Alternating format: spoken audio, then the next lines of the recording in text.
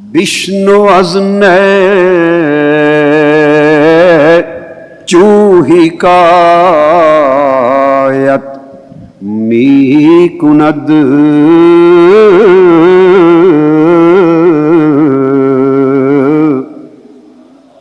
بشنو از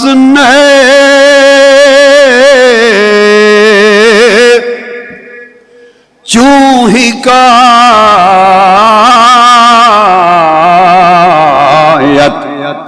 می کند وز جدائی حاشکایت می کند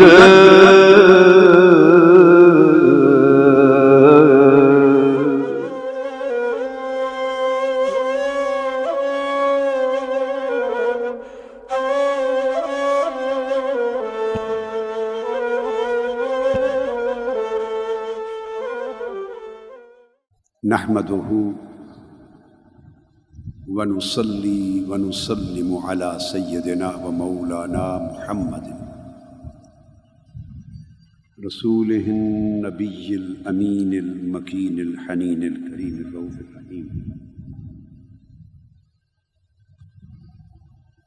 أما بعد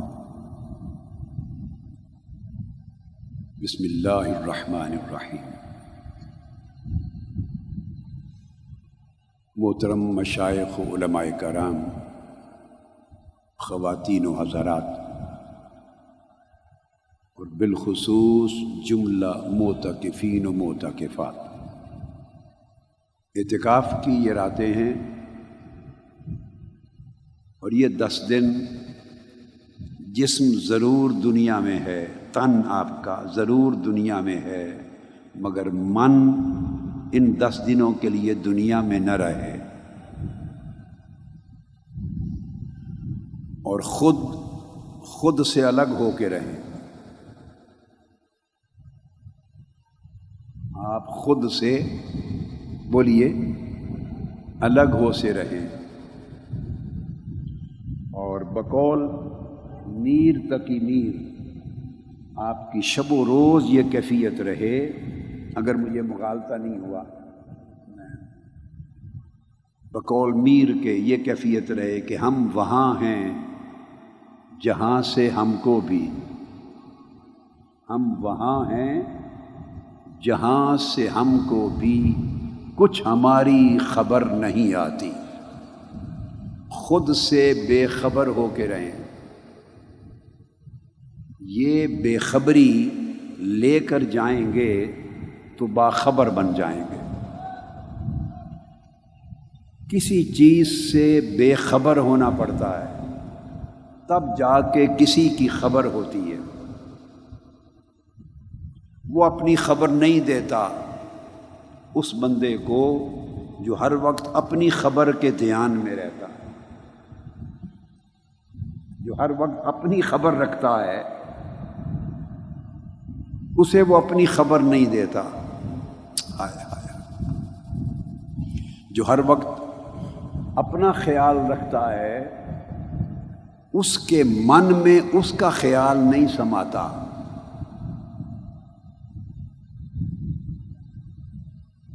لہذا اس سے لو لگانے کے لیے، اس کی خبر، اس کی محبت اور اس کی معرفت اور اس کی قربت پانے کے لیے ضروری ہے کہ اپنے آپ سے دوری کر لیں، اپنے آپ سے مہجوری کر لیں، یعنی اپنے آپ سے ہجر و فراق میں چلے جائیں، اپنے آپ سے دور ہو جائیں۔ اپنے آپ سے جتنا دور ہوں گے، میری بات سمجھ میں آ رہی ہے نا؟ چھوٹے جو بیٹے ہیں ان کو بھی سمجھ آ رہی ہے؟ اب تو ان کی سمجھ کے دروازے کھل گئے ہیں نا۔ دیکھو یہ چھوٹا سا بیٹا، اس نے بھی ہاتھ کھڑا کیا، مجھے بھی سمجھ آ رہی۔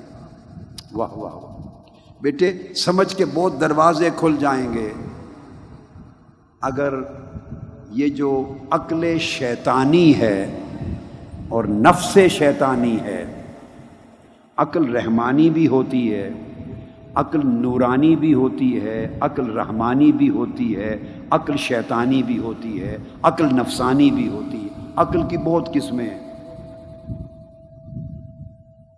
ہر ایک کی کھوپڑی میں عقل تو ہے نا، ہر ایک کے سر میں، اس کے دماغ میں عقل تو ہے، عقل سے خالی تو کوئی نہیں، مگر یہ کس کو خبر کہ اس کی عقل کون سی ہے؟ اس کی عقل نورانی ہے۔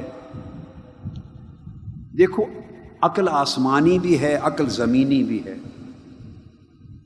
عقل نفسانی بھی ہے جو عقل نفس کے تابع ہو کے چلتی ہے، عقل حیوانی بھی ہے، وہ اس طرح سوچتی ہے جیسے حیوان سوچتے ہیں، اور کسی دوسرے کا نفع نقصان ان کی سوچ میں نہیں ہوتا، بس اپنے ہی نفع کا دھیان ہوتا۔ عقل حیوانی بھی ہے۔ پھر اس کے بعد عقل انسانی ہے، اور عقل انسانی سے بلند عقل روحانی ہے، جو روح کے تابع ہو جاتی ہے، نفس سے آزاد ہو جاتی ہے، اور اس سے بلند پھر عقل نورانی ہے، جو عالم انوار سے متصل ہو جاتی ہے۔ اس طرح نفس کی بھی قسمیں ہیں، جیسے عقل کی ہیں ویسے ہی نفس کی قسمیں ہیں، ویسے ہی قلب کی، دل کی بھی قسمیں ہیں۔ جیسا دل ہوگا ویسے حالات وارد ہوں گے، احوال وارد ہوں گے، جیسا نفس ہوگا اسی طرح کی انعکاسات، اسی طرح کے عکس دل پر پڑیں گے، جیسا دل ہوگا وہی واردات اس طرح کی روح پر ہوں گی۔ یہ تین چیزیں جڑی ہوئی ہیں انسان کے جسم کے اندر، نفس، عقل اور قلب اور روح، چار چیزیں۔ میں نے اس لیے پہلے تین کہا، بعض لوگ عقل کو الگ شمار نہیں کرتے، نفس اور عقل کو بعض صوفیہ عرفاء ایک کہتے ہیں، بعض عقل اور روح کو ایک کہتے ہیں۔ یہ ایک الگ علمی چیزیں ہیں، اس میں آپ کو نہیں، ان جھنجھٹوں میں نہیں لے جانا چاہتا۔ تو نفس بھی ہے، عقل بھی ہے، قلب بھی ہے، روح بھی ہے۔ ان سارے پردوں کے بعد جا کر پھر ایک باطن آتا ہے، روح کے بعد ایک باطن ہے۔ اس باطن میں سر ہے، خفی ہے، اخفا ہے، اس کے اندر تین دنیایں ہیں، اور ان میں سے ہر ایک دنیا اوپر کی کسی نہ کسی دنیا سے جڑی ہوئی ہے۔ جیسا میں نے ذکر کیا تھا، عالم ملکوت ہے، اس کے اوپر عالم جبروت ہے، اس کے اوپر عالم لاہوت ہے۔ تو انسان کا جسم بھی ایک پورا عالم ہے۔ کل شاید یہ موضوع آ جائے تو کل جسم میں ہر چیز آپ کو بتاؤں گا کہ جسم میں پہاڑ کہاں ہیں، جسم کے اندر، جسم میں سمندر بھی ہیں، جسم میں دریا بھی ہیں، جسم میں ندی نالے بھی ہیں، جسم میں آگ بھی ہے، جسم میں ہوا بھی ہے، جسم میں درخت بھی ہیں، جسم میں گھاس پھوس اور جڑی بوٹیاں اور پودے بھی ہیں، جسم میں حیوانات بھی ہیں، جسم میں نباتات بھی ہیں، جسم میں جمادات بھی ہیں، جسم میں روح بھی ہے، جسم میں ملائکہ بھی ہیں۔ ساری دنیا اس جسم میں ہے، چھوٹے چھوٹے پیمانے پر، اس لیے انسانی جسم کو عالم اصغر کہتے ہیں۔ ہر وہ شے جو اللہ نے بڑے پیمانے پر اس عالم اکبر میں بنائی ہے، ہر ایک چیز کا ایک عکس اس عالم اصغر کے اندر ہے۔ یہ ایک دنیا ہے۔ اب اس دنیا میں رہیں گے تو بندہ ایک وقت میں ایک ہی دنیا میں رہ سکتا ہے،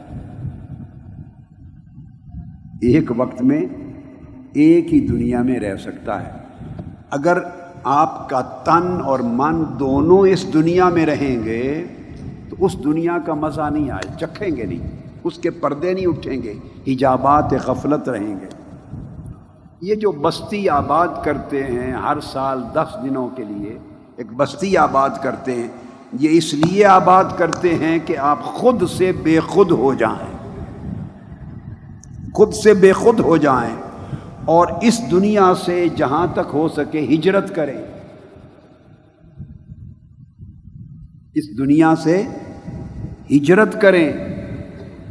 جب اس دیس سے اس وطن سے ہجرت کریں گے تو پھر کوئی اچھا وطن نصیب ہوگا، وہاں تعلق جڑے گا.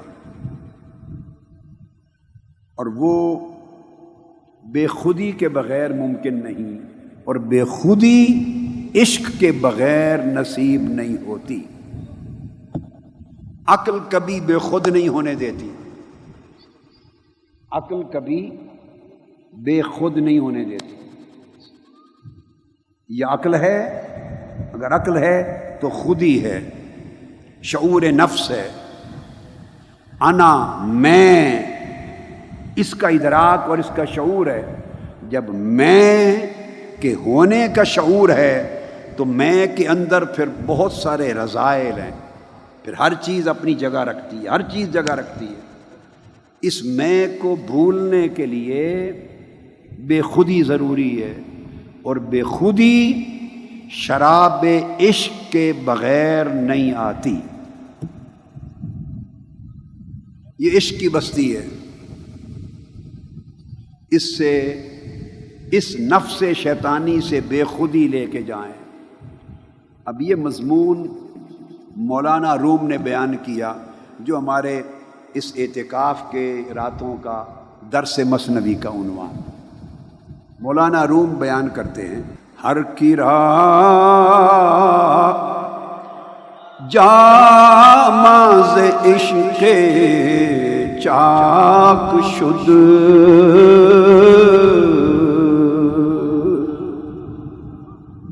یہ آج کا موضوع ہے.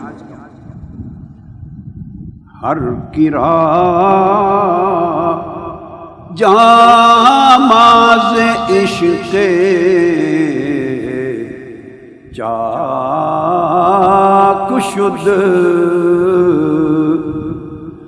او زہر سو عیب کلی پاک شد.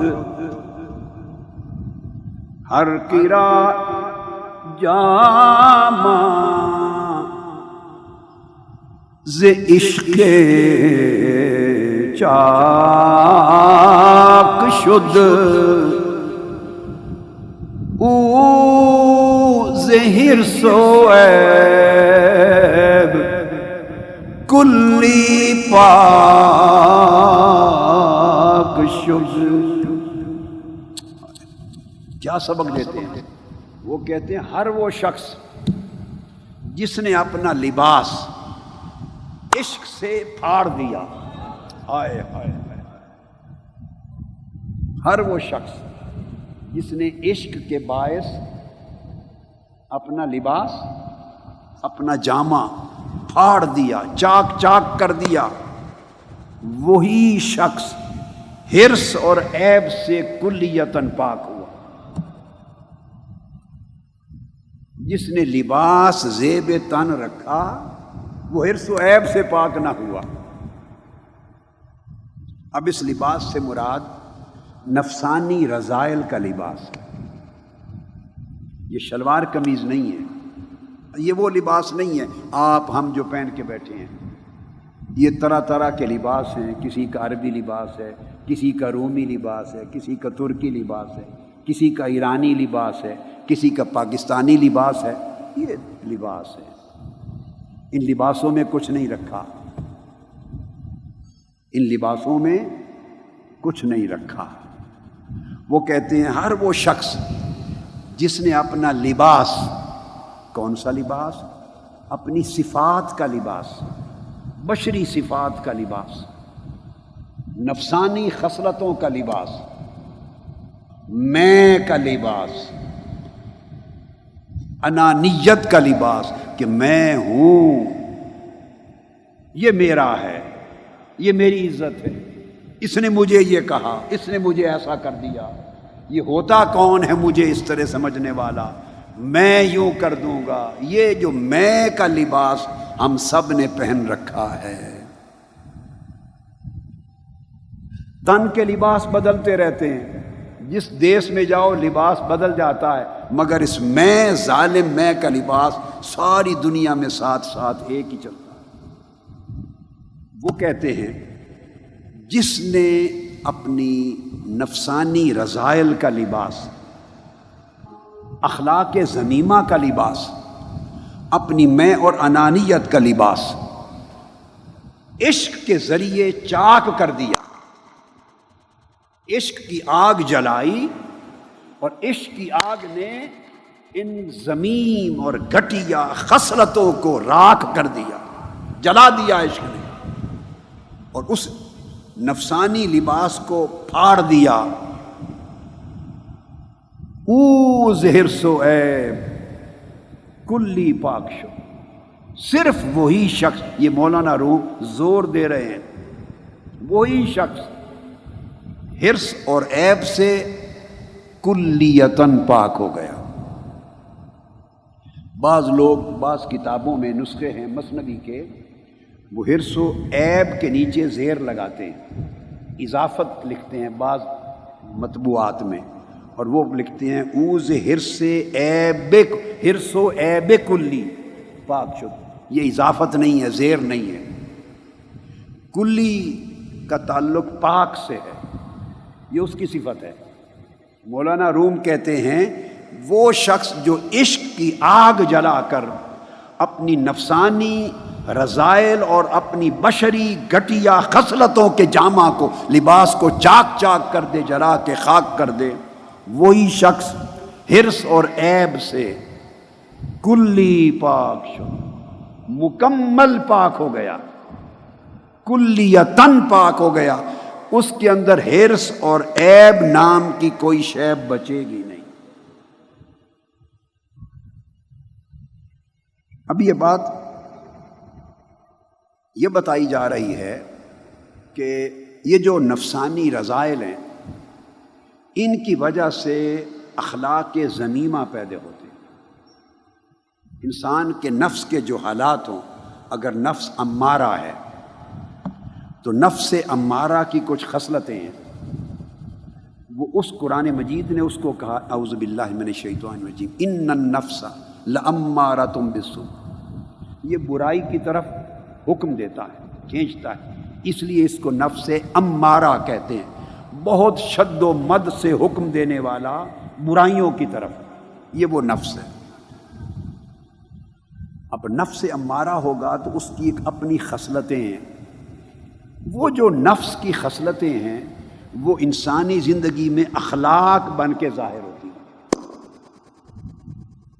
وہ اخلاق بن کے ظاہر ہوتی ہیں۔ کسی کا اخلاق دیکھیں، اس کے لباس سے کسی کے مقام و مرتبہ کا پتہ نہیں چلتا، لباسوں کے ذریعے بڑی جال سازی ہوتی ہے، لوگ بڑا دھوکہ دہی کرتے ہیں، لباس سے ہی لوگ روب دبدبہ بنا لیتے ہیں، جبہ و دستار سے، اس میں اندر کا کردار چھپ جاتا ہے، جبہ و دستار میں، بڑی دینی شرعی وضاقتہ میں، روحانی وضاقتہ میں، پھر لوگوں کے پاس بڑے ڈنگ ہیں، آنکھوں کو پرجلال بنانے کے ڈنگ ہیں، پھر کلمات سیکھ لیتے ہیں، بولی سیکھ لیتے ہیں، تسبیح ہاتھ میں پکڑ لیتے ہیں، کب کبھی بھی طاری کر لیتے ہیں، یہ فن ہے، سکل ہے، لوگوں کو متاثر کرنے، مروب کرنے کے بڑے فن ہیں، یہ کوئی مشکل کام نہیں ہے، بس ایسے ایسے ملتے ہیں، فن عام لوگوں کے پاس، لوگ گر سیکھتے ہیں۔ ان چیزوں میں نہ فقیری ہے، نہ ولایت ہے، نہ روحانیت ہے، نہ مقام و مرتبہ ہے۔ کسی کی فقیری دیکھنی ہو، اس کا اخلاق دیکھیں، بس ولایت دیکھنی ہو، اخلاق دیکھیں، اس کا روحانی مقام و مرتبہ دیکھنا ہو، اخلاق دیکھیں، اس کی کرامت دیکھنی ہو، اخلاق دیکھیں، خدا کی بارگاہ میں مقربیت دیکھنی ہو، اس کا اخلاق دیکھیں، بخیل ہے، کنجوس ہے یا سخی ہے، اب یہ تو برتنے سے پتہ چلے گا، اور عام حالات میں آپ کو پہچان نہیں ہوتی، ہر خلق اس کو پرکھنے کا ایک خاص مقام، ایک خاص وقت، ایک خاص حالت، ایک خاص ایٹموسفیئر ہوتا ہے۔ بسا اوقات وہی بد خلق ایک بندے میں ہے، وہ ایک جگہ آپ دیکھتے ہیں نظر نہیں آتا، اس کو ایک خاص سچویشن میں لے جائیں تو پتہ چلتا ہے۔ یہ ایک آپ کو میں نسخہ دے رہا ہوں۔ مثلا بندہ کنجوس ہے یا سخی ہے، عام حالات میں نہیں پتہ چلے گا، اس کو سفر میں لے جائیں، اور سفر میں بھوک اور پیاس کا وقت ہو، مشترکہ لوگ بیٹھے ہوں اور کھانا تھوڑا ہو، کھانا زیادہ لوگوں نے ہو، کھانا کوانٹٹی میں تھوڑا ہو، سب کو بھوک لگی ہو، پیاس لگی ہو، اس وقت دیکھو کس کا ہاتھ پہلے اٹھتا ہے، کھانے کی طرف کس کا ہاتھ پہلے لپکتا ہے، شربت کا گلاس سب سے پہلے کون دیکھتا ہے، اپنی بھوک کا خیال کون کرتا ہے، دوسروں کو نظر انداز کون کرتا ہے۔ اس کنجوسی، نفس کی کنجوسی اور سخاوت کا حال اس وقت پتہ چلے گا۔ سفر پہ جائیں، اکٹھا کاروان ہو، میں آپ کو ایسی عمومی 2-3 مثالیں دیتا ہوں تاکہ آپ کو ازبر ہو جائے، سمجھ آ جائے۔ ہوٹل میں ٹھہریں، ہوٹل میں کمرے اچھے بھی ہوں، ہوٹل میں برے بھی ہوں، مختلف لوگ ٹھہر رہے ہوں، پیسے سب نے برابر پے کیے ہوں، اس وقت خلق حسن کا پتہ چلے گا، اور خلق حسن کے آئینے میں اس کے نفس کے حال کا پتہ چلے گا کہ وہ کیا کرتا ہے۔ دوسرے لوگوں کے پاس بھی پریشانی ہے، پنکھا نہیں، اس کے پاس بھی نہیں، اے سی بند ہو گیا ہے، کمرہ ٹھیک نہیں، واش روم ٹھیک نہیں، کون چاہتا ہے کہ مجھے اچھا کمرہ دے دو، مجھے اچھا کمرہ دے دو، مجھے اے سی والا کمرہ دے دو؟ کئی اوروں کے پاس بھی نہیں ہے۔ وہ ایک ایسی کیفیت ہوگی کہ بندے کا جو یکا یک ایک اچانک طرز عمل ہے اور جو اس کا بیہیویئر ہے وہ بولے گا، اس کا اخلاق اور اس کے اندر اس کا نفس بولے گا۔ اور مختلف لوگوں کے خلق کو اور نفس کی حالت کو دیکھنے کے لیے ایک ہی گر ہر ایک پر استعمال نہیں ہوتا۔ بعض اوقات ایک آدمی مالدار ہے، متمول ہے، وہ سخاوت کرتا ہے، عام کھانے کھلاتا ہے لوگوں کو، خرچہ پیسہ دیتا ہے، اس سے پتہ نہیں چلے گا کتنا سخی ہے کتنا نہیں، چونکہ وہ عام خرچ کرنے والا وہ 4 قسموں کا بندہ ہو سکتا ہے، میں تفصیل میں نہیں جاتا۔ اب اس کے خرچ کرنے کے عمل کے ماتھے پر نہیں لکھا ہوا کہ دور نیچے اندر نفس میں کیا ہے۔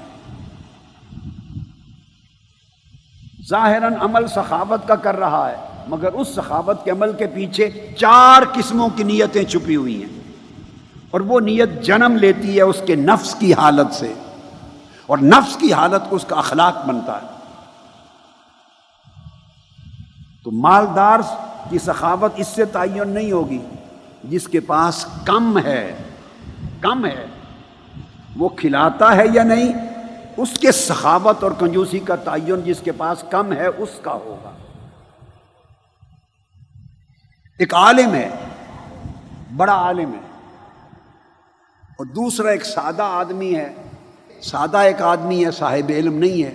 تو جو صاحب علم ہے وہ اگر صاحب علم سے ٹکرا جائے، آمنا سامنا ہو جائے اور علم کا تفوق نہ کرے، جان کر انجان بنے، علم رکھتے ہوئے ایسے ظاہر کرے کہ پتہ ہی کچھ نہیں، اگر اس پر ضبط کر لے تو یہ اس کے نفس کی حال بتائے گا، یہ کیفیت، اور اگر ضبط نہ کر سکے یہ اس کے لیے مجاہدہ ہے۔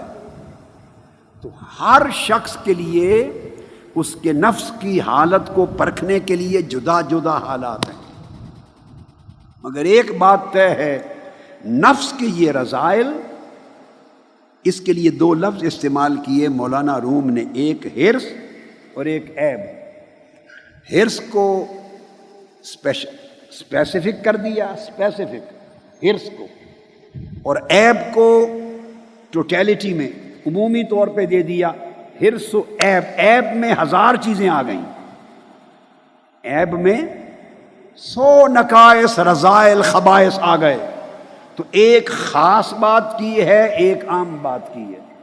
اشارہ یہ کرنا چاہتے ہیں کہ لوگوں، اگر عشق تمہارے نفس کا معالج بن جائے تو خصوصی مرضوں کا بھی علاج کرتا ہے اور عمومی مرضوں کا بھی علاج کرتا ہے۔ حرص و عیب ہرس خاص مرض ہے، اس لیے اس کو مقدم کیا، سب سے پہلے لائے کہ ہر شخص کسی نہ کسی طور پر مبتلا ہرس ہوتا ہے، ہر شخص، کوئی دنیا کے ہرس میں مبتلا، کوئی مال کے ہرس میں مبتلا، کوئی مال و دولت کے ہرس میں مبتلا، کوئی جاہ و منصب کے ہرس میں مبتلا، کوئی حکومت و سلطنت کے ہرس میں مبتلا، کوئی عورتوں کے ہرس میں مبتلا، کوئی طاقت کے ہرس میں مبتلا، کوئی عزت اور شہرت کے ہرس میں مبتلا، کوئی اس ہرس میں مبتلا کہ میں مجلس میں آیا ہوں لوگ میرے لیے کھڑے ہوں، یہ بھی ہرس ہے، اور یہ ہرس نفس کی خرابی بتاتا ہے۔ کوئی ہاتھ چمانے کے ہرس میں مبتلا، کوئی بڑا علامہ کہلانے کے ہرس میں مبتلا، کوئی بزرگ ہے، بڑا روحانی ہے، پیر صاحب ہے، ولی اللہ، اس شہرت کو پانے کے ہرس میں مبتلا، کوئی لوگوں سے عزت کروانے کے ہرس میں مبتلا، کوئی لوگوں کے اوپر اپنا تجبر، اپنی جباریت، قہاریت ظاہر کرنے کے ہرس میں مبتلا، کوئی اپنی تعریف سننے کے ہرس میں مبتلا، کوئی خفیف سے خفیف بھی ہرس ہیں، چھوٹے سے چھوٹے بھی ہیں اور بڑے سے بڑے بھی ہیں، یہ بھی ہرس ہے کہ آپ ایک نیک بھلائی کا کام کریں اور اس کو ریکگنائز کیا جائے، ریکگنیشن کو چاہنا بھی ہرس ہے ایک درجے کا، یہ بھی ایک درجے کا ہرس ہے۔ میں نے یہ کام کیا، مجھے کسی نے اپریشیٹ ہی نہیں کیا، اپریسیشن چاہنا یہ بھی ایک ہرس ہے۔ یہ اتنا باریک اور دقیق مسئلہ ہے، اس لیے سب سے پہلے مولانا روم ہرس کے لفظ کو لائے، اس کے بعد عموم پہ بات کر دیے، باقی بھی سارے معائب۔ تو یہ بہت باریک باریک ہرس بھی ہیں جن کے ہرس ہونے کا پتہ بھی نہیں چلتا کہ یہ ہرس ہے۔ مجھے اتنا ثواب ملے، دنیاوی ہرس بھی ہیں، اخروی ہرس بھی ہیں، ظاہری ہرس بھی ہیں، باطنی ہرس بھی ہیں، مجھے اتنا ثواب ملے، تو ثواب کا بھی ہرس ہے۔ آپ مجھے بتائیں 35 سال میں جو لوگ مجھے سن رہے ہیں، میری مجلس میں بیٹھ رہے ہیں، 1980 81 82 کے وقت سے آج تک 37 سال سے، کبھی میں نے آپ کو حساب کا ناپ تول کوئی بتایا؟ کبھی زندگی میں لالچ دیا یہ عمل کرے اتنا ثواب ملے گا، یہ کرے اتنا ثواب ملے گا؟ بولیے، اگر کچھ یاد پڑتا ہے آپ کو تو بتا دیں، کوئی ناپ تول بتایا کہ اس میں اتنا ثواب ہے، اتنا ثواب ہے؟ مجھے یہ بولی نہیں آتی، یہ بات کرنے میں بھی مجھے شرم سی محسوس ہوتی۔ جیسے کل آپ سے پوچھا تھا، میں نے 37 سال میں کبھی حوروں کی بات سنائی؟ کبھی کسی کو کسی حوروں کا متوالا بنایا؟ کبھی کہا کہ اتنی حوریں ملیں گی حوریں؟ مجھے وہ بات کرتے بھی شرم سی آتی ہے۔ میں نے آپ کو بتایا تھا کہ یہ سودا ادھر ہمارے ہاں نہ حور کا سودا نہ اجور کا سودا، اجور اجر کی جمع ہے، ہمارے ہاں حور و اجور کا سودا نہیں ہے کہ حوروں کی بات بتا، ہم حوروں کے لیے نہیں بلاتے آپ یہاں، آپ کو حوروں سے بھی بے نیاز کرنے کے لیے بلاتے ہیں، اور اجور سے بھی اجرت کہتے ہیں، جو اجر کے پیچھے دوڑتا ہے وہ اجرتی ہے، اجرتی ہے، کیا ہے؟ اجرتی ہے۔ جیسے اجرتی، آپ اجرت پہ لوگ لیتے ہیں، ہائر کرتے ہیں اور وہ کام کر کے اپنی اجرت لیتا ہے۔ میں اجرتی نہیں بناتا، میں قربتی بناتا ہوں۔ لوگ اجرت کے لیے نہ اپنا تن من دھن واریں، نہیں، یار کی قربت کے لیے۔ تو میں بتا رہا تھا کہ بڑے لطیف درجے کا بھی ہرس ہے جس کے ہرس ہونے کا بھی اندازہ نہ ہو، حتیٰ کہ میں نے کہا کارکن سمجھیں، لیڈر سمجھیں، نیک اور صالح لوگ سمجھیں، رہنما سمجھیں، آپ لوگ سمجھیں، انسان کا پرابلم ہے لائف میں، اور یہ بندے کو بے چین کرتا ہے۔ تنظیمی زندگی ہو، خاندانی زندگی ہو، معاشرتی زندگی ہو، ہر شخص کا پرابلم ہے۔ وہ کہتا ہے میں نے اتنا کام کیا اور مجھے کسی نے شاباشی نہیں دی، کسی نے اپریشیٹ ہی نہیں کیا، مجھے شیلڈ ہی نہیں دی، میرے نام کا بھی اعلان نہیں کیا، میری فوٹو ہی نہیں بنی، میرے کام کو اپریشیٹ ہی نہیں کیا۔ یہ جو اپریسیشن کی طلب کی تو کام کا وزن جاتا رہا. دنیا میں ہے وزن مگر اس کے ہاں جاتا رہا. وہ کہے گا تو نے اپریسیشن کے لیے کیا تھا یا میرے لیے کیا تھا. تو یہ جو اپریسیشن چاہنا یہ بھی حرص ہے. اس لیے اتنی دقیق بات تھی کہ 100 رذائل ہیں، نفس کی 100 بری خصلتیں ہیں، ان سینکڑوں بری خصلتوں میں سے چن کر ایک خصلت کو پہلے لائے. مولانا روم کوئی عام آدمی نہیں ہے، ایک ایک لفظ ناپ تول کے لکھنے والے ہیں، بڑے عاشق اور بڑے عارف. انہوں نے کہا 100 خرابیوں کی ایک خرابی حرص. اور اس کے بعد پھر عمومی لفظ بقایا بھی عیب. کہتے ہیں جس نے عشق سے اپنا جامہ اپنا لباس چاک کر دیا وہ حرص سے بھی اور عیب سے بھی کلیتاً پاک ہو گیا. اب یہ 2 طریقے ہیں، حرص سے پاک ہونے اور معائب یا رذائل اخلاق اور ذمائم نفس، ان سے پاک ہونے کے 2 طریقے ہیں. ایک ہے طریقے سلوک، ایک ہے طریقے جذب. نفس کے معائب سے پاک ہونے کے 2 طریقے. ایک طریقے سلوک ہے، اس کا دوسرا لفظ طریقے زہد بھی ہے. یہ کیا ہے؟ شیخ یا مربی، استاذ کامل تربیت کرنے والا، وہ اپنے شاگرد یا اپنی صحبت اور مجلس میں تربیت لینے والے کے ایک ایک خلق کو باری باری لیتا ہے اور ایک ایک خلق کو بدلتا ہے، اور ہر خلق کو بدلنے کے لیے الگ وظیفہ، الگ عبادت، الگ ریاضت، الگ مجاہدہ، الگ محنت. تو باری باری ایک ایک خلق کو بدلتا ہے. آپ بات کو سمجھ گئے؟ اس طریقے کو طریقے سلوک کہتے ہیں، طریقے زہد کہتے ہیں. ایک خلق سنور گیا پھر دوسرا خلق. ہاں یہاں ایک نکتہ پہلے بتا دوں، یہ طریقے سلوک یا طریقے جذب اخلاق بدلنے کے لیے اوز حرص و عیب کلی پاک شد، اس سے پاک کرنے کے لیے یہ 2 طریقے ہیں. ایک طبقہ اور ہوتا ہے، یہ طریق جو سارا بتا رہا ہوں یہ ہے طریق عدل. نظام عدل اس طرح ہے. ایک طبقہ اللہ کی مخلوق میں اور ہے جو چشمہ فضل سے پاتے ہیں، ان کو اللہ رب العزت پیدائشی خلق حسن عطا کر دیتا ہے. اللہ پاک ان کو پیدائشی خلق حسن عطا کرتا ہے، یعنی پیدا ہی نفس مطمئنہ پہ ہوتے ہیں، یعنی پیدائشی طور پہ ہی ان کا نفس نفس امارہ نہیں ہوتا. یہاں آپ کو ایک جملہ راز کا بتا دوں، بہت لوگوں نے یہ لفظ سنا ہوا ہے، شاید کسی نے معنی نہیں بتایا ہو زندگی میں. کچھ لوگ ایسے اللہ پاک اپنے فضل سے پیدا کر دیتا ہے زمانوں میں کہ جو پیدائشی طور پہ اخلاق حسنہ پہ پیدا ہوتے ہیں، خلق حسن کے ساتھ. تو اس کا مطلب یہ ہوا کہ پیدائشی طور پہ ان کا نفس نفس امارہ نہیں تھا، یا نفس لوامہ تھا، یا نفس ملہمہ تھا. اور کچھ لوگ نفس مطمئنہ پر ہی پیدا ہوتے ہیں. جب اللہ پاک ان کی پیدائش نفس مطمئنہ کے ساتھ کر دے. آپ پوچھیں کیسے؟ بھئی سادہ سا جواب ہے. پیدا ہوتے ہیں ماں باپ کے ہاں، ایک ہی بہن بھائی ہوتے ہیں، کسی کا رنگ کالا کسی کا رنگ گورا. اسی طرح یہ بھی کالا اور گورا ہوتا ہے. یہ باطنی کالا اور گورا ہے، وہ جسمانی رنگ کا کالا. اور آپ ایک ہی بہن بھائیوں کو دیکھتے سب کا رنگ ایک جیسا ہوتا ہے؟ بولیے. یہ جینیٹک سائنس ہے بھائی. جینیٹک سائنس میں کروموسومز آتے ہیں، 50% کروموسومز باپ کی طرف سے آتے ہیں، 50% ماں کی طرف سے آتے ہیں.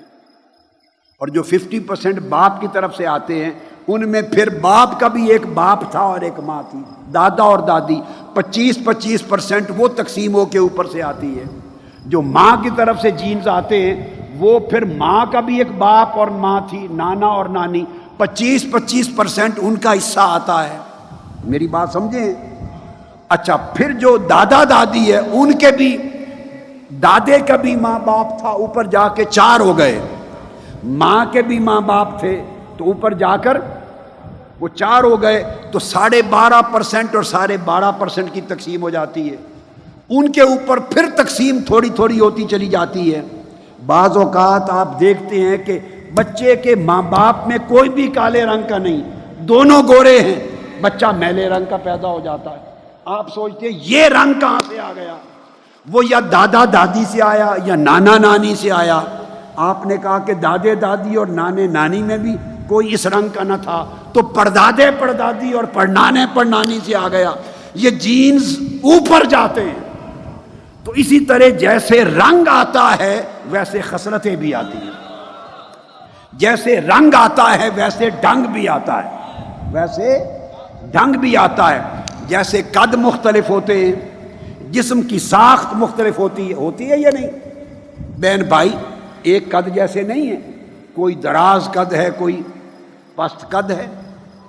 تو اسی طرح جیسے جسمانی ساخت بدلتی ہے اسی طرح اخلاقی ساخت بھی بدلتی ہے، اور یہ بھی بعض اوقات پیدائش میں آتی ہے.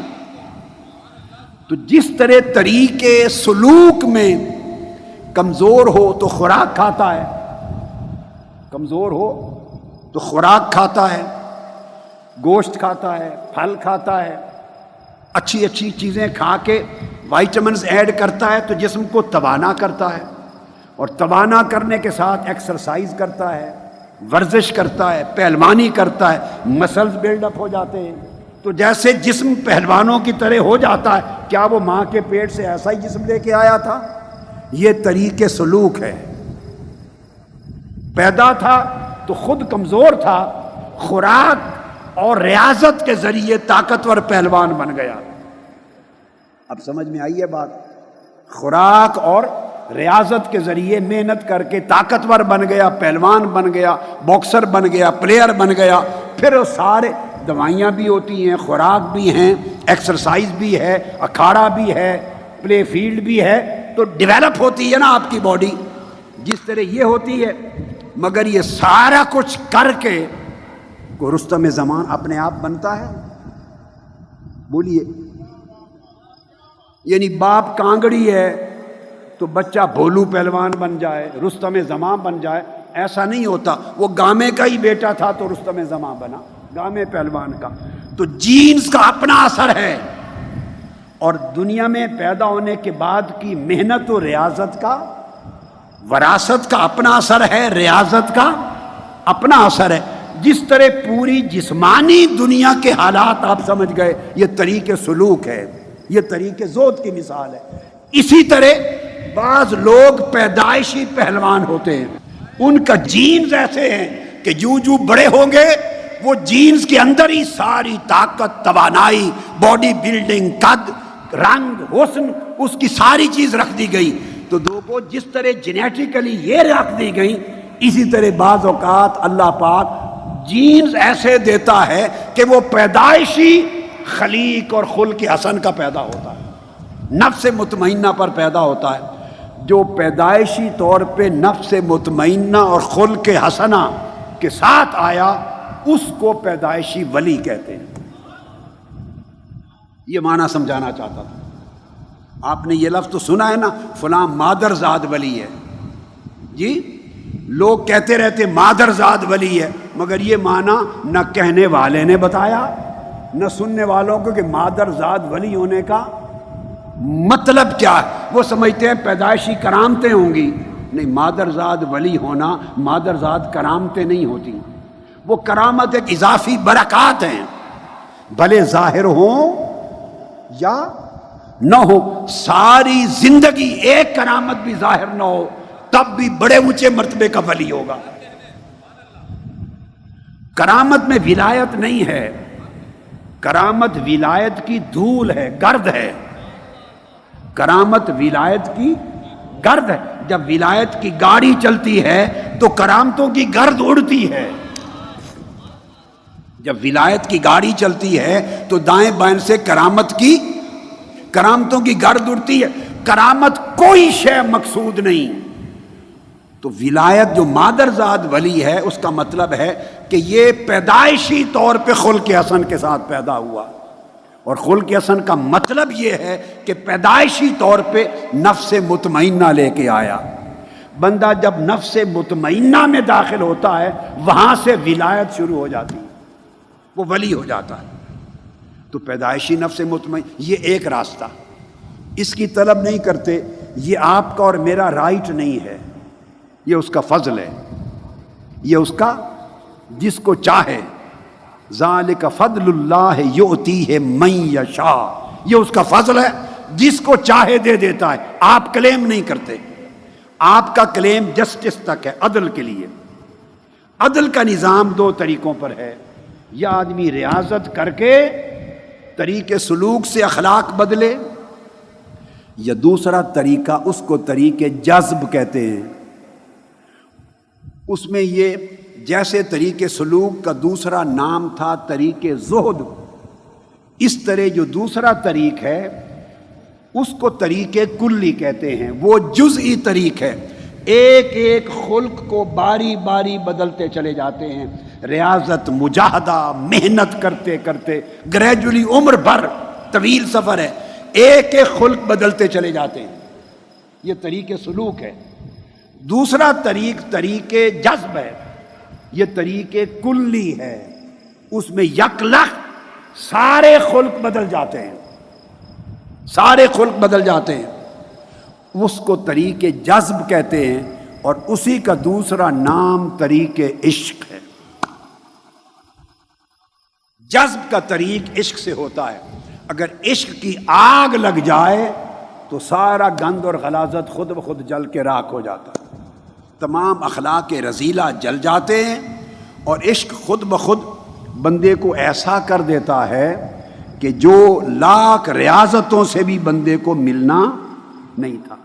یہ اخلاق کے ذمیمہ جو ہیں یہ پیدا کہاں سے ہوتے ہیں؟ پیدا انا سے ہوتے ہیں۔ یاد رکھیں، بندے کو جتنا جتنا اپنی خودی کا میں کا شعور جتنا بڑھتا ہے اور میں ہونے کا خیال جتنا طاقتور ہوتا ہے، اس کے گھٹیا اخلاق اتنے زیادہ مضبوط ہوتے ہیں، اور بندہ میں سے جتنا دور ہوتا ہے اچھے اخلاق کا رنگ اتنا آسانی سے چڑھتا چلا جاتا ہے۔ بات ذہن میں رکھ لیں، گھٹیا خلق پیدا ہی میں سے ہوتا ہے۔ اب میں ہر چیز کا خیال آ جاتا ہے، ہر چیز کا۔ اب اس کو کیوں عشق ہر چیز کا علاج کرتا ہے؟ اگلے شعر میں مولانا روم نے ایک اور بات کی، یہ بتا کر ہر کرا جامہ ز عشق چاک شو، جس کا لباس عشق نے پھاڑ دیا، نفسانی صفتوں کا لباس، رذائل کا لباس پھاڑ دیا، وہ پاک ہو گیا۔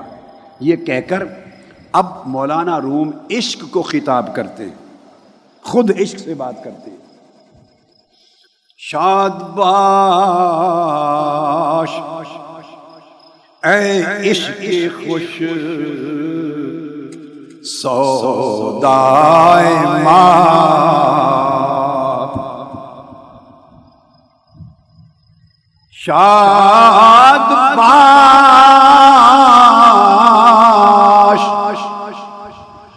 اے عشق خوش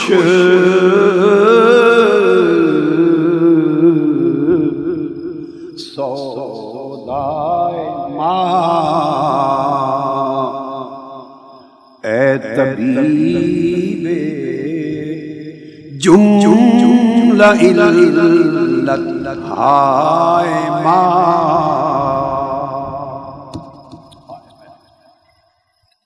اے دوائے نخوت ناموس مات،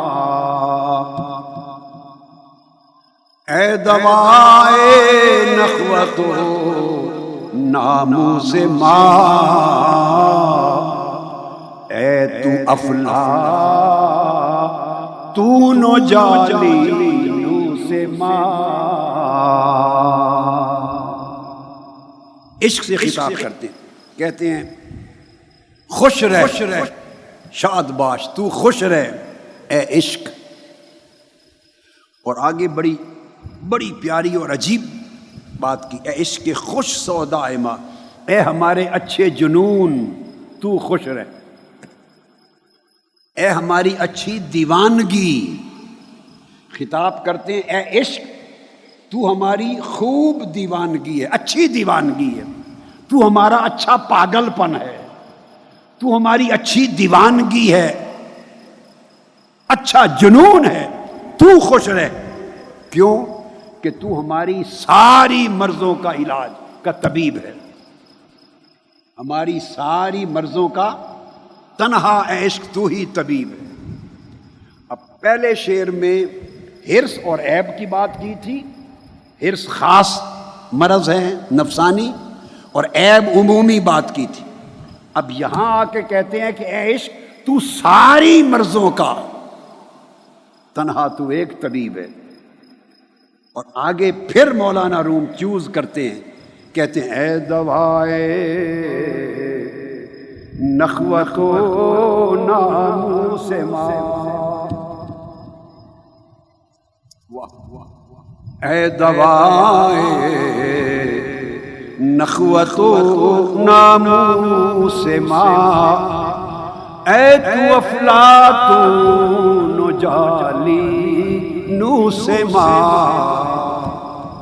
اے عشق تو ہماری نخوت و ناموس کا علاج ہے. اب دو چیزیں چن لی مولانا روم نے، ادھر حرص ادھر نخوت. نخوت عجب اور کبر ہے. نخوت سے پنجابی لفظ بنا ہے نخرا.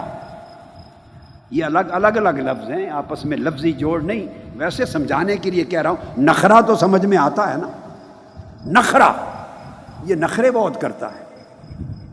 یہ نخرا کہاں سے نکلا ہے؟ نخوت سے. لفظی طور پہ نہیں نکلا، لغوی نہیں، جوڑ بتا رہا ہوں معنی کا. جو نخوت ہے بندے کے اندر عجب، اور یہ میں آگے بتاؤں گا آپ کو، اگر وقت آج رات ملا تو آج رات، نہیں تو کل، اس سبجیکٹ پر کہ عجب کیا ہے، نخوت جنم کہاں سے لیتی ہے، عجب کیا ہے، اور عجب کبر میں کیسے بدلتا ہے، اور کبر تکبر میں کیسے بدلتا ہے. یہ پھر ایک پورا ایک لائن ہے کس طرح ڈیولپمنٹ ہوتی ہے. مگر مولانا روم کہتے ہیں ادھر تو ہمارے حرص کا علاج کرتا ہے اور ادھر تو ہماری نخوت کا علاج کرتا ہے. نخوت کیا ہے؟ اپنی خود پسندی. خود پسندی مختصر لفظ میں، آگے اس کی تفصیل میں الگ شروع کروں گا، شاید وہ کل کروں یا آج ٹائم ملے گا. یہ شروع کہاں سے ہوتی ہے؟ خود پسندی، یہ عجب، یہ نخوت شروع کہاں سے ہوتا ہے؟ بڑی باریک بات ہے، اسے پلے باندھ لیں. یہ شروع ہوتا ہے اپنے اندر کے ہنر اور کمال کو دیکھنا. آپ کو اللہ نے ہنر دیا ہے، آپ کو اللہ نے کوئی کمال دی ہے، کوئی خوبی دی ہے، صلاحیت دی ہے، قابلیت دی ہے، خوبصورتی دی ہے، خوبصیرتی دی ہے، نیکی دی ہے، تقوی دیا ہے، پرہیزگاری دی ہے، عقل مندی دی ہے، دانش مندی دی ہے، انٹیلیجنس دی ہے، جرت دی ہے، شجاعت دی ہے، عزت دی ہے، علم دیا ہے. جو بھی خوبیاں ہیں وہ ہنر اور کمال جو اللہ نے دیے، اگر بندے کو اپنے اندر اپنا کمال نظر آئے، سمجھے یہاں سے عجب شروع ہو گیا. جو آنکھ اپنے اندر کمال کو دیکھتی ہے وہ اگلے بڑے خطرے سے بچ نہیں سکتی. عجب شروع ہو گیا. جب کمال کو دیکھتی ہے تو ایسے خالی دیکھے گی؟ جب اپنے کمال کو بندہ دیکھے گا تو کیا خیال ہے بس خالی ایسے دیکھ کے گزر جائے گا؟ نہیں، جب دیکھتی ہے تو وہ اس کمال پہ نظر ٹھہرتی ہے، اپنے کمال کو دیکھتی ہے، دیکھتی ہے، دیکھتی رہتی ہے. جب دیکھتی رہتی ہے تو پھر پسند کرتی ہے. انسان کی نگاہ جب اپنے کمال کو پسند کرتی ہے، اسی بلا کا نام خود پسندی ہے. بندہ خود پسندی کیا ہے؟ خود کو پسند کرتا ہے، خواہ حسن و جمال کی وجہ سے، خواہ قدرت و کمال کی وجہ سے، خواہ ہنر اور قابلیت کی وجہ سے، جو بھی کمالات ہیں جو انسانی زندگی میں ہیں اور اچھائیاں ہیں اور خوبیاں ہیں، جب آپ کو اپنی خوبی نظر آئے اسی وقت طریق زہد پر جائیں، ریاضت کریں. یہ جو نظر آئی ہے یہ ظالم حملہ کر رہی ہے، شیطان کا اثر ہے. وہ نظر آئے گی، پھر پسند آئے گی، پھر خود پسندی آئے گی، عجب آئے گا، پھر جب عجب آئے گا بڑھے گا، تو جب بڑھے گا پھر اس کے بعد دوسروں پہ بھی نظر جائے گی، پھر نظر موازنہ کرے گی. میرے اندر تو یہ ہنر ہے، کیا اس دوسرے میں بھی ہے؟ نگاہ کہے گی اتنا نہیں، یا کہے گی بالکل نہیں، یہ کہے گی ہے مگر تم سے تھوڑا. میرے اندر تو اتنا حسن و جمال ہے، کیا دوسرا بھی اتنا حسین شکل و صورت ہے، رنگ روپ ہے؟ نگاہ کہے گی نہیں، میرے جتنا نہیں. میری تو اندر شخصیت اتنی قابلیت ہے، کیا دوسرے بھی اتنے قابل ہیں؟ نہیں. بس اپنے آپ کو پسند کیا، عجب آ گیا. جب دوسرے سے موازنہ کیا اور برتری کا خیال آیا، کبر آ گیا. یہ عجب کبر میں بدل گیا، کبر میں بدل گیا. اور جب کبر میں بدلا تو پھر رویے پہ اثر ہوا. دوسرے کے ساتھ برتاؤ رویے پر اثر ہوا تو تکبر بن گیا. اب آپ سمجھیں، عجب، اس سے کبر، اس سے تکبر، برباد ہو گئے، برباد ہو گیا بندہ. آقا علیہ السلام نے فرمایا، بندے کبریائی، بڑا پن میری رضا ہے، میری قدرت کا لباس ہے. جو تکبر کرتا ہے گویا میرا لباس چھینتا ہے. اللہ پاک فرمایا اگر رتی کے برابر بھی کسی کے اندر کبر ہے وہ جنت میں نہیں جا سکتا. سارے اعمال برباد گئے. اس لیے مولانا روم نے اس نخوت کو چنا ہے، ادھر سے حرص کو چنا ہے اور ادھر نخوت کو چنا ہے، اور چن کے پھر کہا ہے، اے تو افلاطون و جالینوس ماں، اے عشق تو ہی میرا افلاطون ہے اور تو ہی میرا جالینوس ہے. افلاطون کون تھا؟ حضرت عیسیٰ علیہ السلام کے زمانے میں بہت بڑا نامور حکیم اور طبیب بھی تھا اور فلسفی بھی تھا. پلیٹو، افلاطون، تو میرا افلاطون ہے. اور جالینوس کون تھا؟ اس سے بھی پہلے کے زمانے میں، اس سے بھی بہت پہلے، بڑا نامور حکیم تھا، طبیب تھا اور فلسفی بھی تھا. بکرات جیسے لوگ بھی اس کے شاگرد تھے، جالینوس کے. بکرات جالینوس کے شاگردوں میں سے ہے. تو روم اور مصر پورے ان خطوں کے اوپر اس کی قابلیت کا، حکمت اور فلسفے کا ڈنکا بجتا تھا. یہ بڑے نام ہیں. وہ کہتے ہیں، اے عشق میرا افلاطون بھی تو، میرا جالینوس بھی تو. کیوں کہ میری ساری روحانی اور نفسانی مرضوں کا علاج تجھ میں ہے. وہ مرضیں شروع کہاں سے ہوتی ہیں؟ دو چیزوں سے، ایک حرص اور ایک نخوت. نخوت سمجھ لیں عجب، خود پسندی. نخوت کا معنی خود پسندی، جو آگے چل کے کبر اور تکبر میں بدل جاتی ہے. ان کو بنیاد بنایا. اب اس کا علاج کہتے ہیں صرف عشق کے پاس ہے. اس کا علاج عشق کرتا ہے. طریق سلوک اور طریق زہد اور طریق عشق میں ایک فرق ہے. ترکی میں تھے فیاض ورائج صاحب، ایک دن مولانا روم کے مزار اقدس پہ ہی بیٹھے تھے. نماز ہم نے ظہر عصر کی پڑھی یا ظہر کی، فارغ ہوئے تو میں نے اتفاق سے انہیں طریق سلوک اور طریق عشق کا فرق سمجھا دیا کہ طریق سلوک ایک ایک خلق کو باری باری دور کرتا ہے. اس کی ایک خوبی ہے، ایک نقصان ہے. خوبی یہ ہے کہ اس میں خطرہ کوئی نہیں. خوبی یہ ہے کہ طریق سلوک میں یہ خطرناک طریق نہیں ہے، اور نقصان یہ ہے کہ بڑا لمبا سفر ہے، زندگی لگ جاتی ہے ایک ایک خلق بدلتے بدلتے. اتنے میں پیچھے سے پھر نفس امارہ جوش میں آتا ہے، مر مر کے آپ لوامہ میں داخل ہوتے ہیں اس کو پختہ کر رہے ہوتے ہیں، کبھی پھر ہمارا سر اٹھاتا ہے، محنت کر کر کے ملہمہ میں جاتے ہیں، پیچھے سے پچھلا نفس سر اٹھاتا ہے، یعنی بڑی ریاضت اور لمبا سفر ہے۔ اور طریق عشق، اس میں بھی ایک خوبی ہے ایک نقصان ہے۔ خوبی یہ ہے کہ یک لخت بدل دیتا ہے،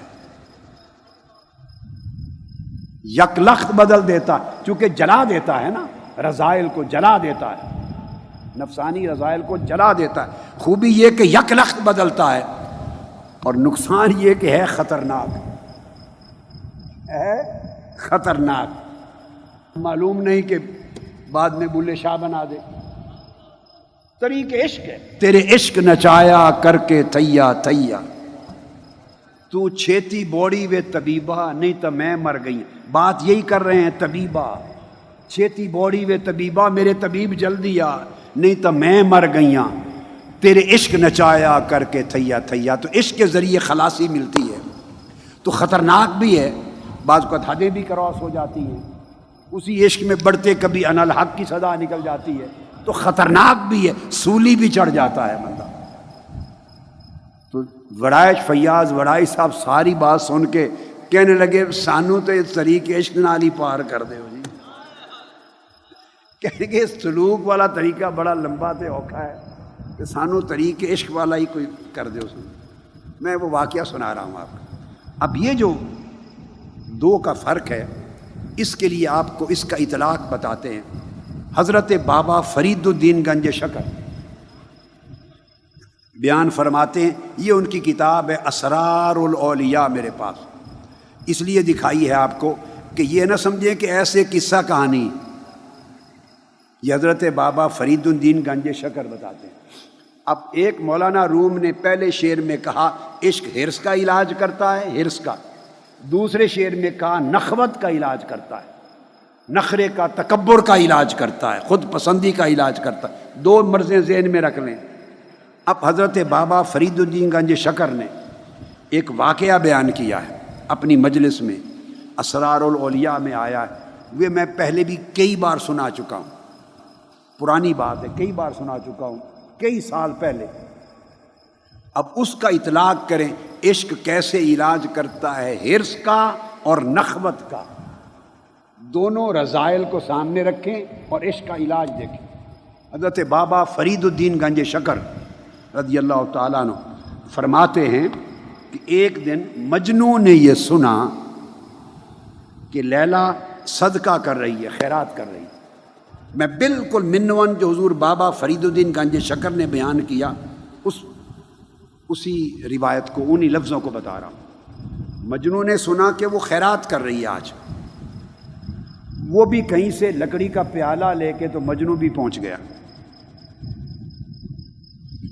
خیرات لینے کے لیے۔ اب خیرات میں جو چیز چاہیں بنا لیں، جو بانٹ رہی ہوگی، کوئی میٹھا جو کچھ بھی، تو قطار میں لوگ سائل منگتے آ گئے، مجنو بھی کھڑا ہو گیا۔ ہر ایک کو لیلا نے کچھ نہ کچھ دیا اس کے پیالے میں، ہر ایک کو دیا۔ جب مجنو کی باری آئی، مجنو کی، تو مجنو کو کچھ نہیں دیا۔ مجنو کو دیکھا تو اس کو ایسے کر دیا، بھگا دیا، اس کے پیالے میں کچھ نہیں ڈالا، اٹھ کے اندر چلی گئی۔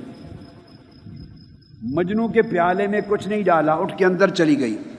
جب لیلا، بابا فرید الدین گنج شکر بیان کر رہے ہیں، جب لیلا اندر چلی گئی، مجنو رقص کرنے لگ گیا، دیوانہ وار مستی میں رقص کرنے لگ گیا۔ لوگوں نے کہا بھائی یہ ذہن میں رکھ لیں، حرص اور نخوت، طلب کہ مجھے ملے، یہ طلب، اور نخوت خود پسندی اور میری عزت ہو، میری ریکگنیشن ہو، دونوں کو جمع کریں۔ عشق کیسے علاج کرتا ہے؟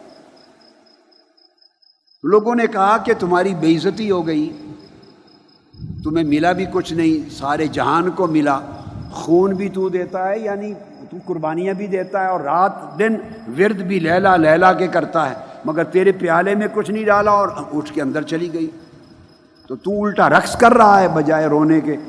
مجنو نے کہا میں اس لیے رقص کر رہا ہوں کہ مجھے دوسروں سے جدا سمجھانا،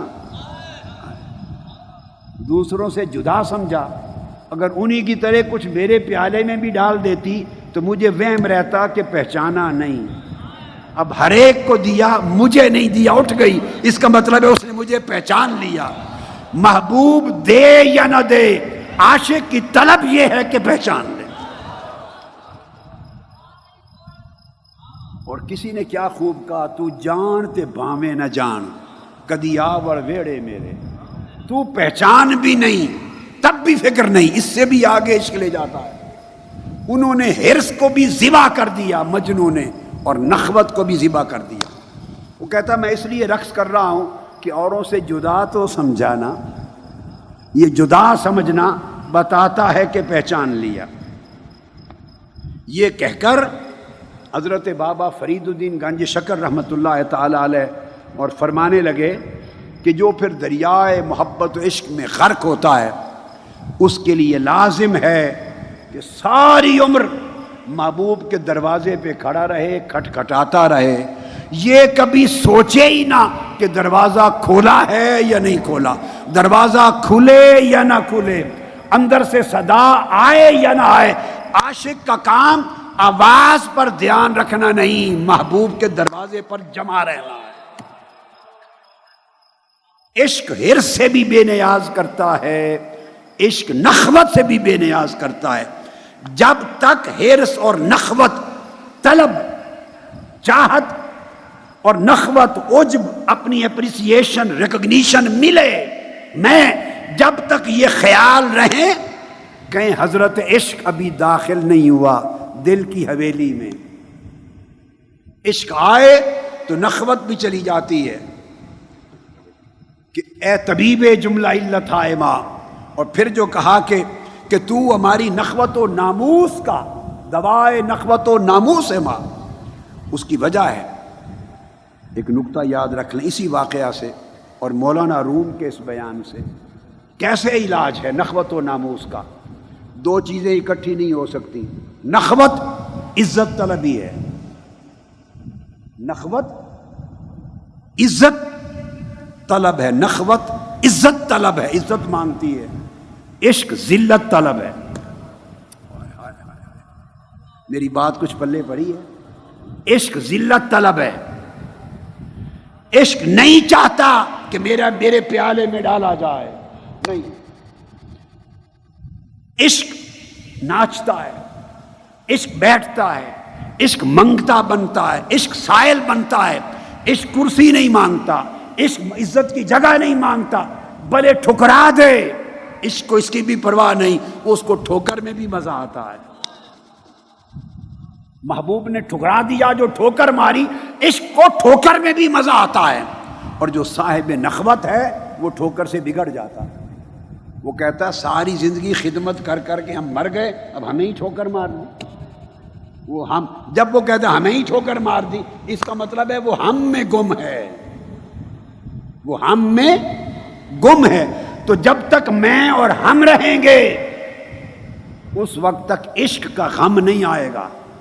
اگر عشق آ گیا، نہ میں بچی نہ ہم، نہ عزت طلبی رہی، نہ جا طلبی، نہ نخوت رہا، نہ ناموس۔ اب یہ تو لیلا کے دربار میں آپ کہیے مجنوں کا عشق کا رویہ ہے۔ اب اسی کو حضور داتا گنج بخش علی حجویری نے اور حضور بابا صاحب نے بھی اسرار الاولیاء میں، اور حضور داتا گنج بخش علی حجویری رضی اللہ تعالیٰ عنہ نے کشف المحجوب میں بھی بیان کیا، اور دیگر اولیاء جن کے ناموں میں سے کئی لوگ آپ کے واقف ہیں، کئی نہیں، انہوں نے بھی اپنی کتب تصوف میں اس کو بیان کیا۔ وہ بیان کرتے ہیں کہ بنی اسرائیل کے زمانے میں ایک شخص تھا، اب یہ وہی اے علاج جملہ علت ہائے ماں، اے دوائے نخوت و ناموس ماں، اور اوز حرص و عیب کلی پاک شد۔ حرص اور نخوت، یہ میں نے کہا صرف دنیاوی نہیں ہے، یہ دینی بھی ہے، روحانی بھی ہے۔ یہ تو نفس کی خرابی ہے، نفس کی خرابی بھلے دنیا دار میں آ جائے، بھلے دیندار میں آ جائے، دنیا دار میں نفس کی خرابی کم نقصان دہ ہے، دیندار شخص میں نفس کی خرابی تباہ کرنے والی، برباد کن ہے، کیونکہ اس کی ساری زندگی کی شناخت دین اور آخرت ہے۔ اس نے آخرت کی پہچان میں دنیا طلبی کی، بڑا دھوکہ کیا، بڑا دھوکہ کیا۔ دنیا دار نے تو دنیا طلب کی دنیا کی پہچان کے ساتھ، دنیا طلب کی دنیاوی پہچان کے ساتھ۔ اے بندے تیری پہچان تو دین تھا، آخرت تھی، آخرت کا لباس تو نے دین کا لباس، دین کی پہچان، دین کی شناخت، دین کا عنوان اوڑھ رکھا تھا۔ اس دین کے عنوان میں تیرے من نے دنیا طلبی کی، عزت طلبی، جاہ طلبی، شہرت طلبی، یہ سب دنیا ہے، تو وہ زیادہ تباہ کن ہے۔ تو وہ فرماتے ہیں کہ حضور داتا گنج بخش علی حجویری کہ وہ ایک بنی اسرائیل میں عبادت گزار تھا، اللہ والا، اس کو 70 برس ہو گئے عبادت کرتے۔ کتنے؟ 70 برس گزر گئے عبادت میں۔ اللہ پاک نے وحی بھیجی اس زمانے کے پیغمبر کو اور فرمایا اپنے پیغمبر کو کہ جا کے فلاں غار میں، فلاں پہاڑ کے غار میں میرا ایک بندہ 70 سال سے میری عبادت کر رہا ہے، تو اس کو جا کے ایک پیغام دے دے میرا کہ تیری 70 سال کی عبادت برباد گئی، ہم نے رد کر دی ہے، نا قبول کر لی، ہم نے قبول نہیں کی، 70 سال کی تیری عبادت، تیری مرضی، مزید عبادت کر یا نہ کر، ہم نے رد کر دی۔ اللہ کے پیغمبر نے جا کے اس راہب کو، عبادت گزار کو غار میں بات سنا دی۔ جب اس نے سنی وہ اٹھ کے رقص کرنے لگ گیا، رقص کرنے لگ گیا۔ اسے پوچھا بندے تیری 70 سال کی عبادت اکارت گئی، تو چیخ کے مر جاتا، تو رقص کرتا ہے، خوش ہے، وجہ کیا ہے؟ اس نے کہا میں تو اس کا بندہ ہوں، وہ قبول کرے یا نہ کرے اس میں میرا حق کہاں سے آ گیا؟ ہائے ہائے، یہ عاشق کی بات ہے، عبادت قبول ہوئی یا نہیں اس میں میرا حق کہاں سے آ گیا؟ میرا تو حق ہی نہیں، یہ اس کا حق ہے، تو رقص کیوں کرتا ہے؟ کہتے رقص اس لیے کرتا ہوں کہ میری عبادت رد کرنے کا جو پیغام بھیجا ہے، اس کا مطلب ہے میرا نام اس کے دفتر میں تو آ گیا ہے نا، اس کے دفتر میں نام تو آ گیا ہے، اسے پہچان تو ہو گئی ہے، تبھی پیغام بھیجا ہے نا کہ رد کر دی ہے، مجھے اس کا پیغام آیا ہے، یہی کافی ہے، مجھے 70 سال کی پوری محنت مل گئی، مزدوری مل گئی کہ پیغام آیا ہے، اس کے دفتر میں نام آ گیا ہے۔ یہ جو بنیادی چیز ہے سمجھنے کی جو میں نے آپ کو بتائی، یہ جو کیفیت ہے، حضور خواجہ غریب نواز خواجہ معین الدین چشتی اجمیری رضی اللہ تعالیٰ عنہ کا یہ قول بابا فرید الدین گنج شکر بیان فرماتے ہیں کہ حضرت خواجہ معین الدین حسن سنجری اجمیری رضی اللہ تعالیٰ عنہ نے اسی طرح عشق کے موضوع پر بات کر کے فرمایا، یہ جو عشق کا راز ہے اتنا خوبصورت ہے کہ یہ صرف خوبصورت دلوں میں ہی دیا جاتا ہے۔ عشق کا راز اتنا خوبصورت راز ہے کہ اس کے لیے اللہ صرف خوبصورت دلوں کو چوز کرتا ہے، خوبصورت دلوں کو، اور ان کو اپنے عشق کا راز دیتا ہے، اور خوبصورت دل صرف عاشقوں کے ہوتے ہیں۔ ہائے ہائے، خوبصورت دل صرف بولیے عاشقوں کے ہوتے ہیں۔ دل تب خوبصورت بنتا ہے جب اس کی محبوب کے سوا کوئی خیال اس میں نہیں رہتا، اور سارا دل ہمہ وقت محبوب کے خیال میں، محبوب کے دھیان میں، محبوب کے عشق میں، محبوب کی طلب میں، اور محبوب کے عشق میں جب وہ ہمہ تن گوش ہو جاتا ہے اور محو ہو جاتا ہے اور پر ہو جاتا ہے، اور ہر غیر کا خیال دل سے رخصت ہو جاتا ہے، وہ دل اسی طرح خوبصورت بنتا چلا جاتا ہے۔ خوبصورت کون بنائے گا؟ کوئی خوبصورت ہی اس کو خوبصورت بنائے گا نا۔ ہم طلب کرتے ہیں دنیا کو، تو دنیا تو خوبصورت شے نہیں ہے، اس کا نام ہی دنیا ہے۔ دنیا کا عربی زبان میں معنی ہے گھٹیا، دنی، دنیا کا معنی ہے گھٹیا، تو گھٹیا شے میں کہاں خوبصورتی آئی؟ لوگوں، جو لوگ اس گھٹیا کی محبت دل سے نکالیں گے اور آخرت کی محبت لائیں گے، ان کے دل خوبصورت ہو جائیں گے. اور پھر کمال ہے وہ دل جو آخرت کی محبت بھی نکال دیں اور صرف مولا کی محبت سے مزین ہو جائیں، ان کے دل خوبصورت تر ہو جاتے ہیں، ان کے دل اور خوبصورت ہو جاتے ہیں. خوبصورت بنتا ہے دل کسی خوبصورت سے، کسی خوبصورت سے جڑ جانے سے، کسی خوبصورت کو اپنے اندر سما لینے سے، اور وہ اپنے غیر کے ساتھ ہم نشین نہیں ہوتا. جہاں غیر کی محبتیں بھی رکھی ہوئی ہوں، وہ اپنی محبت کو اتنا ارزاں نہیں کرتا کہ اکٹھا رکھ لو. بھئی آپ کی دو بیویاں اکٹھی نہیں رہتی ایک زوجیت میں، دو محبتیں کیسی رہیں؟ اور محبت گھٹیا اور بڑھیا کی، اور پھر آخرت اس دنیا پر بڑھیا، اور آخرت پھر گھٹیا مولا کی محبت سے، اس پر وہ بڑھیا. اس کو حضور داتا گنج بخش علی حجویری نے بیان کیا. بڑا اہم چیز، آخری بات سن لیجئے، ختم کرنے لگے ہیں دھیان سے. حضرت ذوالنون مصری رضی اللہ تعالیٰ عنہ کا بیان کیا حضور داتا گنج بخش علی حجویری نے کشف المعجوب، کہ حضرت ذوالنون مصری فرماتے ہیں کہ میں بیت المقدس گیا تھا اور وہاں سے پلٹ کے آ رہا تھا مصر اپنے وطن کی طرف. بیت المقدس القدس سے مصر آ رہا تھا. رستے میں میں نے دیکھا دور سے کوئی شخص چلا آ رہا ہے. میں رک گیا، صحرا ہے، صحرا میں کون ہے؟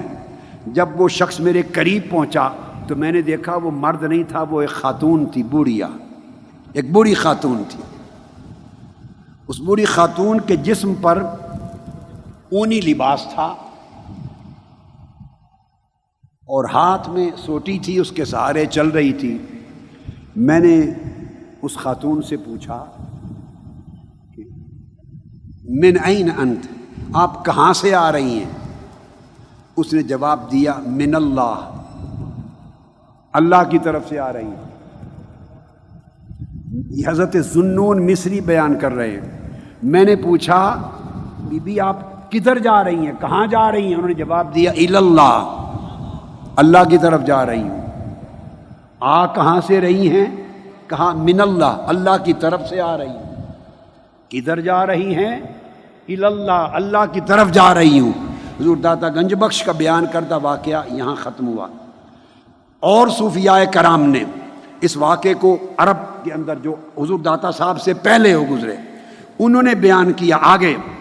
اس نے کہتے ذوالنون مصری نے پوچھا آپ کے پاس زاد سفر جو ضرورتیں ہیں وہ کہاں ہیں؟ ہاتھ میں کچھ نہیں، صحرا کے سفر پہ ہیں. کہنے لگی اللہ، وہ اللہ پر ہے، اللہ پر ہے. کوشش کی. ذوالنون مصری کہتے میرے پاس چند درہم تھے، میں نے کہا میں خدمت کر دوں، راستے کی ضرورت پوری ہو. فرمانے لگی لا واللہ، میں جب سے اس کی ہوئی ہوں میں کسی سے کوئی شے لیتی ہی نہیں ہوں. تو فرمایا ادھر سے آ رہی ہوں، ادھر ہی جا رہی ہوں، وہی میرے ساتھ ہے، اسی پر زاد سفر ہے، لیتی کچھ نہیں. اور وہ کون تھی؟ وہ حضرت رابعہ بصری تھی. ضرور داتا گنج بخش نے نام نہیں لیا ان کا، صرف یہاں تک بات کی. میں دیگر کتب سے بتا رہا ہوں، کتب تصوف سے. مقصد جب عشق کا تعلق پیدا ہوتا ہے تو عشق بندے کے دل کو خوبصورت بنا دیتا ہے، بے نیاز بنا دیتا ہے. اس میں نہ کوئی حرص بچتا ہے غیر از محبوب، نہ کوئی طلب بچتی ہے، نہ نخوت بچتی ہے، نہ کوئی پسند ناپسند بچتی ہے. اس طرح عشق رذائل نفسانی کا علاج کرتا ہے. آج کی گفتگو اس مضمون کی یہاں ختم کرتے ہیں. ابھی تو پھر آگے اس کا بڑا طویل مضمون ہے. ابھی تو محبت کے معنی نہیں بتائے، پھر عشق کے معنی نہیں بتائے، پھر اس کے درجے نہیں بتائے. یہ مضمون بقایا انشاءاللہ کل بیان کریں گے. وما علینا الا البلاغ.